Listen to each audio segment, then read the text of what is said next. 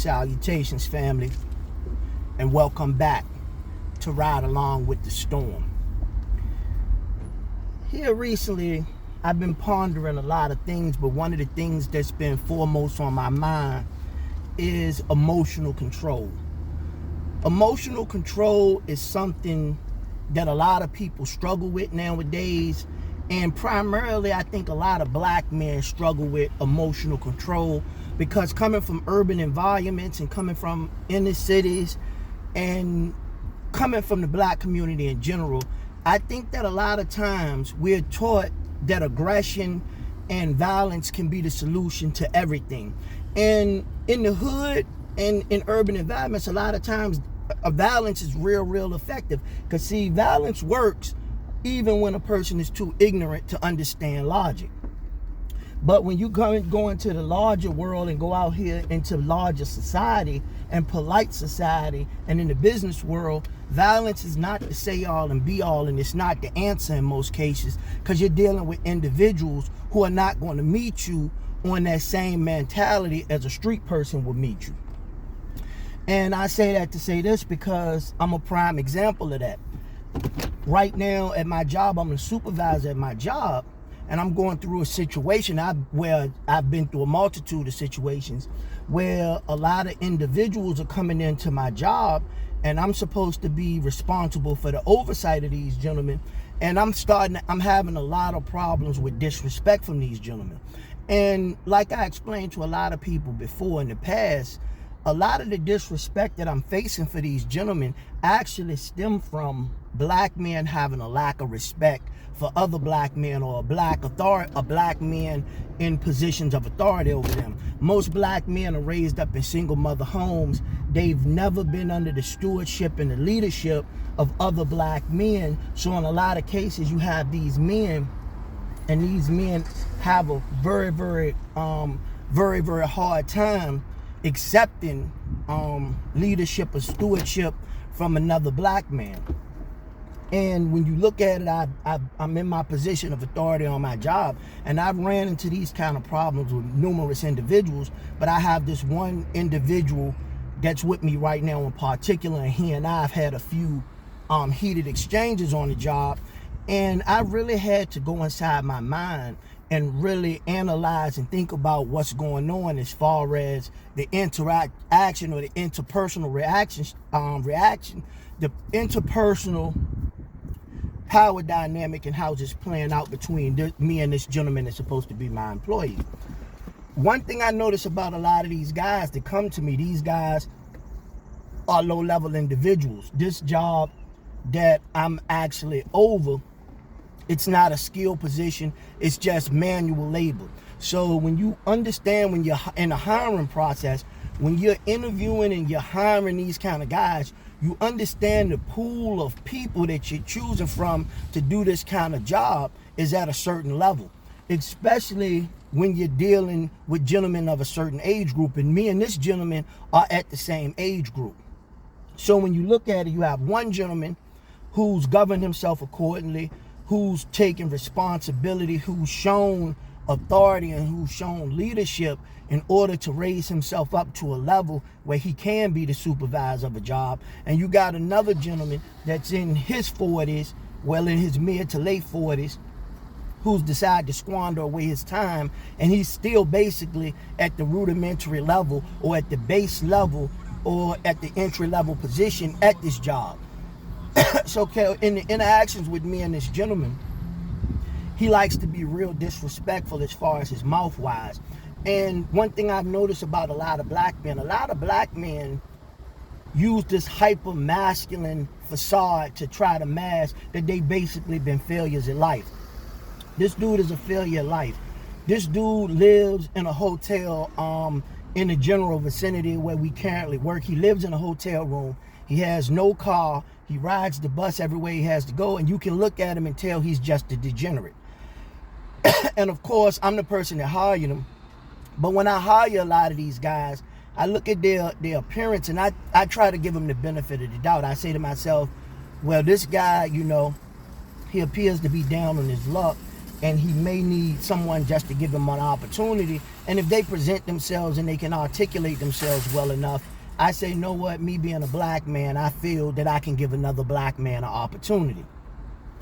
And I brought this gentleman in. He looked like he was a little bit down on his luck. He said he was unemployed because his last job had closed up. So it's a situation where I've given this gentleman a chance. He's come in, and ever since he's been nothing but disrespectful. Now, I'm an older gentleman and I've matured. And in my younger days, I would have been and crashed out on dude. I'm not gonna lie to you. I would have been and crashed out. I would have been and lost my job. I would have been out of there. And it is what it is. And I have matured to a certain level, and I have went through my maturation process to a certain level. But I'm nowhere near where I need to be, family. I'm still walking that walk. I'm trying to establish that, the hood mentality and the mentality that you can solve everything with violence, that's still a abstract concept to me. It's an abstract concept to me, because where I come from, if you and the dude have a problem to a point where he decides he's going to try to disrespect you verbally or come out his mouth slick, then me and you need to get down. And it came to a point where one day, a couple of weeks ago, it came to that point where he decided he wanted to approach me when it was only me and him on the job, and he wanted to tell me how he's a man and ain't nobody there but me and him, so we can do whatever. So I broke character on the nigga, because a lot of times when I'm at the job, I take on a demeanor of professionalism. That professionalism shit went out the door. So I spun around on him like, what's up then? It's just me and you. What do you want to do besides talk? Because see, you got a lot of people, and especially black men in the black community, they think loud talking is a defense mechanism. But see, when you're dealing with certain kind of individuals, I'm a talkative person. I like to articulate myself verbally until it gets to the point where we reach disrespect. Then I don't have any more words about the situation. Because in my mind, talking never intimidates another man, another real man, and talking is not going to solve a problem between two men where I come from.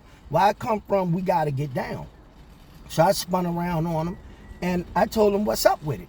He didn't want to do it. He didn't want to do it. He didn't want to get into it. He wanted to keep talking. He wanted to keep talking to the point where I deaded it. I walked off. I went in my office. I did what I had to do. And he talked so much that he walked home that evening talking to somebody on the phone about the interaction that me and him had. But see, like what I try to explain to people all the time, and my whole summation of what I'm trying to say in this segment of Ride Along with Inside the Eye of the Storm is that when you're dealing with individuals that are low level, low vibrational, and low functioning, you can't allow them people to get you out of your character and trick you out of your spot. Because see, easily, I could have just attacked this dude the other day. I know damn well that this dude don't want no part of me. It's no way possible. Physically, anything he want to do, anywhere he want to take it, I know this dude don't want no part of me for real. I know that, he know that.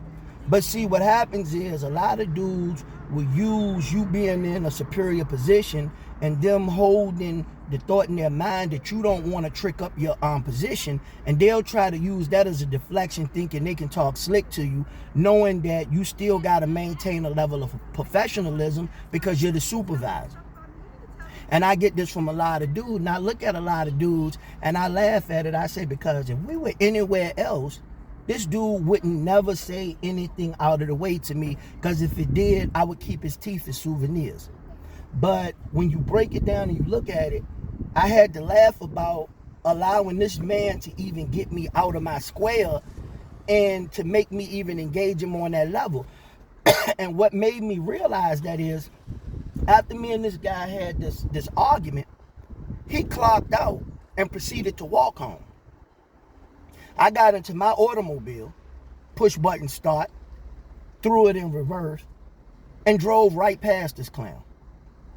And that's what you have to do in life, family. You got to drive right past these clowns. It would have been a great mistake, a grave mistake, for me to trick myself out of my spot. And it was nothing more than I would have loved at that moment was to go ahead and give him some of this business. Give him the business, go ahead and put my hands on him. But when you look at it in the ultimate culmination of it, what would it have solved? I already know I can beat this dude up. I already know this dude don't want no problem with me.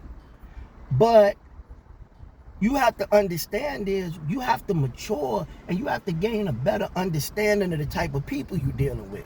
When you're dealing with low-level, low-functioning individuals, misery loves company.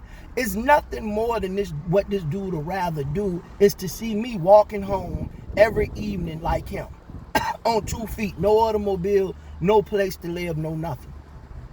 And here I am in a situation where I've worked to pull myself up by my own bootstraps through rugged individualism to get my spot where I'm at now. And I'm going to let a fool come in there with no qualifications, no work history, and no mental fortitude to be able to bring himself up out of degradation and living in poverty. And I'm going to let him trick me up to be putting my hands on him for me to lose my situation. Family, when it comes down to it, we all got to be smarter. Like I said, we got to practice discernment. We got to be pragmatic. We got to be magnanimous. And we got to govern ourselves with a ruling class mentality. And sometimes that means we got to take a little bullshit.